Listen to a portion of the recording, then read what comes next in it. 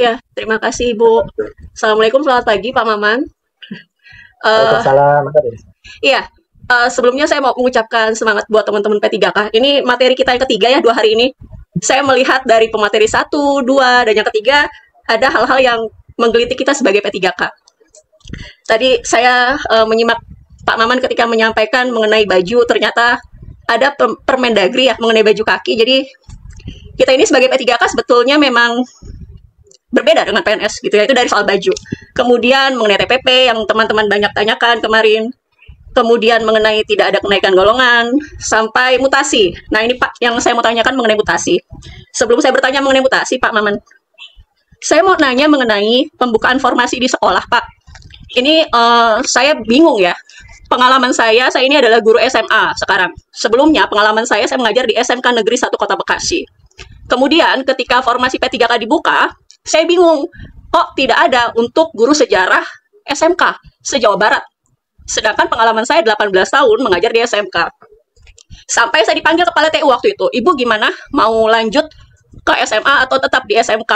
Karena saya takut nantinya saya yang akan ribet untuk mengurus mutasi dan sebagainya. Akhirnya saya bilang, saya mengikuti SK yang saya terima. Jadi saya memutuskan untuk di SMA sesuai dengan apa yang saya daftarkan ketika ikut ujian P3K. Tapi ternyata saya dengar katanya, nih ada berita baru Pak mengenai mutasi.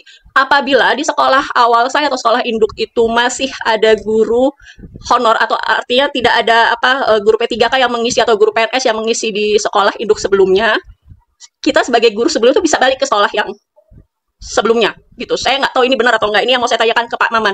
Karena memang faktanya di sekolah itu banyak yang kebanyakan sudah ada guru PNS tapi malah terima guru baru P3K atau sebaliknya. Sekolah itu butuh formasi guru P3K atau PNS tetapi malah tidak dibuka. Itu bagaimana Pak Maman? Terima kasih sebelumnya. Assalamualaikum.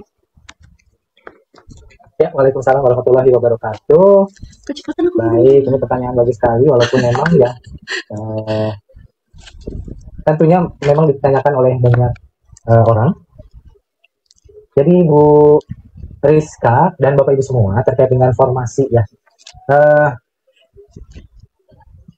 Khusus untuk formasi guru P3K ini yang menentukan memang pusat. Jadi daerah ini di awal-awal sebetulnya di zamannya Bapak Ibu ketika Bapak Ibu mendaftar ya.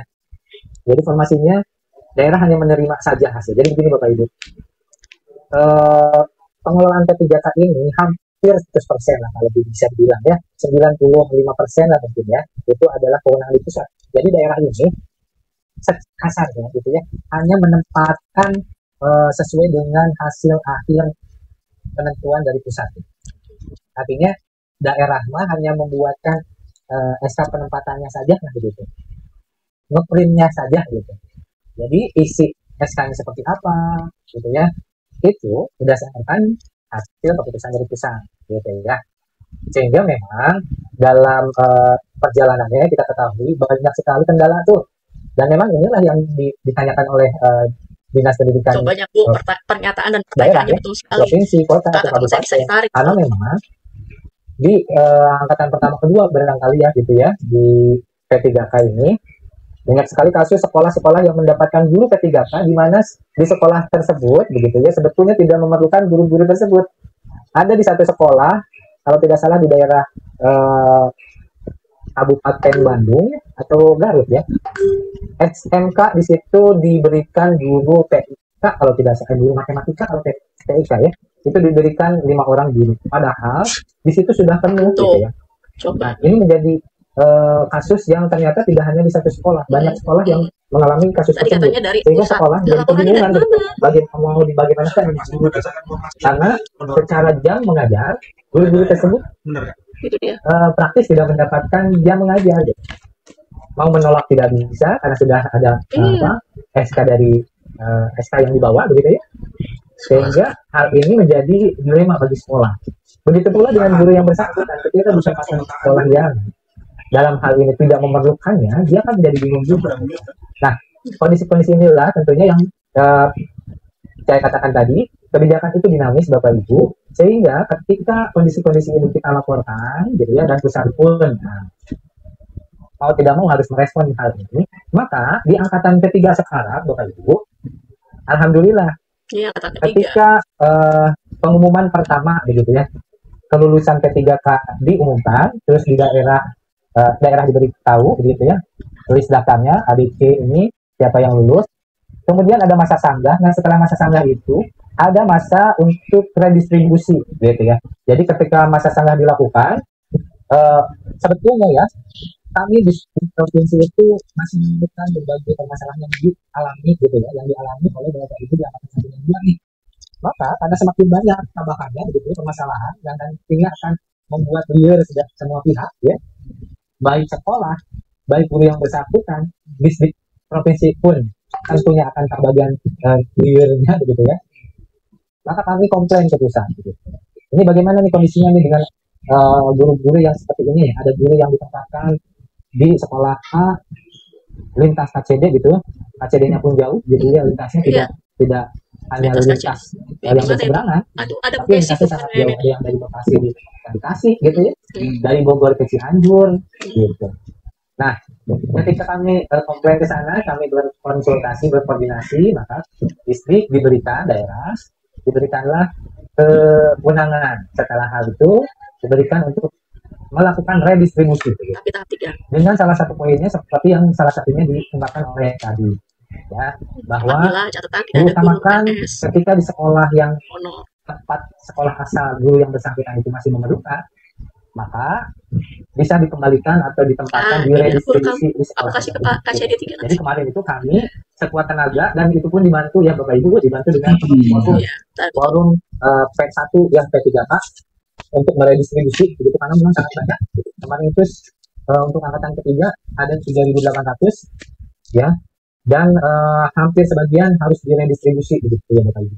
Dan kami sudah memberikan arahan ke sekolah-sekolah, himbauan ke sekolah begitu ya, nota dinas untuk membuat surat permohonan untuk menempatkan. Nah, kalau di sekolah itu memang diperlukan guru misalkan di situ ada guru P3K yang mengikuti P3K itu yang asalnya dari sekolah tersebut, supaya ditempatkan di sekolah tersebut. Jadi kita berkoordinasi dengan sekolah-sekolah gitu di Jawa Barat, sehingga apa-apa yang kita buat hasil redistribusi ini adalah masukan dari setiap sekolah. Nah, kemarin kita sudah serahkan kembali usulan tersebut ke pusat. Demikian dengan keputusan akhir memang ada di pusat. Gitu ya, kita tidak punya kewenangan untuk menentukan. Dan nanti kita tinggal di daerah tinggal menerima, tinggal menunggu hasil akhir penempatan yang dilakukan oleh pusat.